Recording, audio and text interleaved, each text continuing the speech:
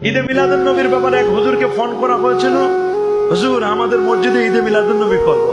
হুজুর বলেন, বাবা এগুলো বেদাত, আমার এগুলোতে জড়াইও না, এগুলো বেদাত, এই কাজ আমি করি না, এগুলো গরম সুন্নি মাজার পূজারী যারা তারা করে। এই 1 ঘন্টা পরে হুজুরকে ফোন দিচ্ছে, হুজুর ওই জাতীয় মসজিদ বাইতুল মুকাররমে 15 দিন ব্যাপী ঈদে মিলাদুন নবীর মাহফিল, হুজুর আপনাকে একটু দাওয়াত দিতে চাই। হুজুর বলে, কোনো প্রবলেম নাই, মাত্র 1 ঘন্টার ব্যবধানে আপনার মসজিদে নাজায়েজ সুইচ তখন অফ করা ছিল, আর যখন এটা জাতীয় মসজিদ বাইতুল মুকাররমে গেল সাথে সাথে সুইচ অন হয়ে গেল, কোনো সমস্যা নাই। বসে ভালো দেখে ডেট দিবেন আর হাদিয়াটা একটু বাড়াই দিবেন। ডেট যদি ঠিক থাকে, হাদিয়া যদি বেড়ে যায়, তাহলে নাজায়েজটা কি হয়ে যায়? ঈদে মিলাদুন নবী সাল্লাল্লাহু আলাইহি ওয়াসাল্লামের ব্যাপারে কোনো র্যালি করা যাবে না, এটা বেদাত। নবী করে নাই, সাহাবী করে নাই, তাবি করে নাই, তাবে তাবিন করে নাই, মাশাআল্লাহ আলহামদুলিল্লাহ। কিন্তু সিরাতুন নবীর ব্যাপারে মনে হয় সব সাহাবী করছে। সিরাতুন নবীর ব্যাপারে যখন ফেনীতে র্যালি হলো, তখন কারো কোনো ফতোয়া নাই। আমাদের কাছে যখন ঈদে মিলাদুন নবীর দলিল চাই যে হুজুর পবিত্র ঈদে মিলাদুন নবী সাল্লাল্লাহু আলাইহি ওয়াসাল্লাম এটা এত গুরুত্বপূর্ণ বিষয়, আপনারা এটা পালন করেন, এই ব্যাপারে কোরআন থেকে, সহি হাদিস থেকে, সহি সুন্নাহ থেকে দলিল দিবেন। প্রথম সাহাবায়ে কেরাম কারা কারা করেছেন, প্রথম ঈদে মিলাদুন নবীতে কি কি তাবাররুক ছিল, কে কি করেছেন, প্রথম কারা করছে, আমরা বলবো এটা ভালো কথা আলহামদুলিল্লাহ। আমাদের ঈদে মিলাদুন নবীর ব্যাপারে যেমন দলিল চান না, আমরা যদি খালি একটু উল্টা করে দিই, খালি একটু উল্টা, যে টঙ্গীর ইজতেমায় সর্বপ্রথম আপনারা যে টঙ্গীর ইজতেমায় মানুষদেরকে জমায়েত করেন, ইজতেমাটা হয়, এই ইজতেমার বয়স কত? আমাদের মিলাদুন নবীর বয়স 950 বছর, ইজতেমার বয়স এখনো 100 বছর হয় নাই পুরা। এটা ইলিয়াস সাহেব উনি স্বপ্নে দেখেছেন, আলহামদুলিল্লাহ একটা দল বাহিনী গঠন করেছেন।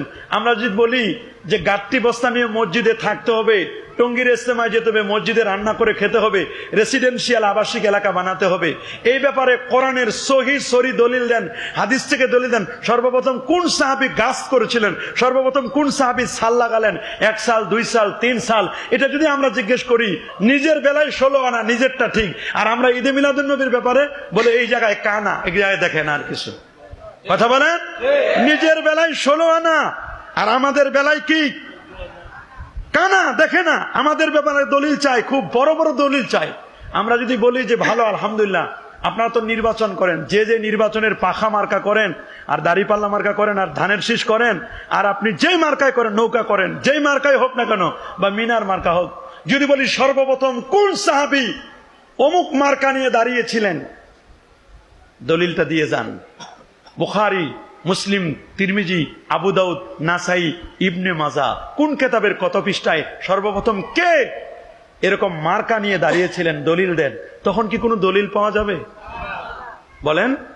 তা আমাদের ব্যাপারে যেটা বলেন আপনারা, নিজের ব্যাপারে একটু চিন্তা করবেন যে আমরা যে ঈদে মিলাদুন নবীর এত দলিল চাইতেছি, আমরা যদি বলি ইল্লাল্লাহ জিকির প্রথমে কোন সাহাবী করছেন, না কোন সাহাবী করেছে, না তাবি করেছে, না তাবু তাবিন করেছেন, এগুলো অনেক পরের কথা।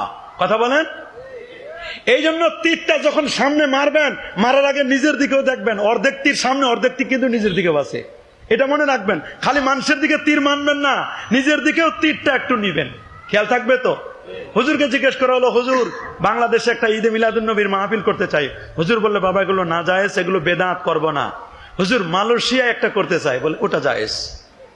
খালি বাংলাদেশে জায়েজ নাই, মালয়েশিয়া গেলে জায়েজ, কাতারে গেলে জায়েজ, দক্ষিণ আফ্রিকা, সাউথ আফ্রিকা, এগুলোতে জায়েজ। যেটা আমার দেশে না জায়েজ, ওটা বিদেশেও না জায়েজ। কথা বলেন। যেটা আমার দেশে জায়েজ, ওটা সারা পৃথিবীতে জায়েজ। কথা বলেন।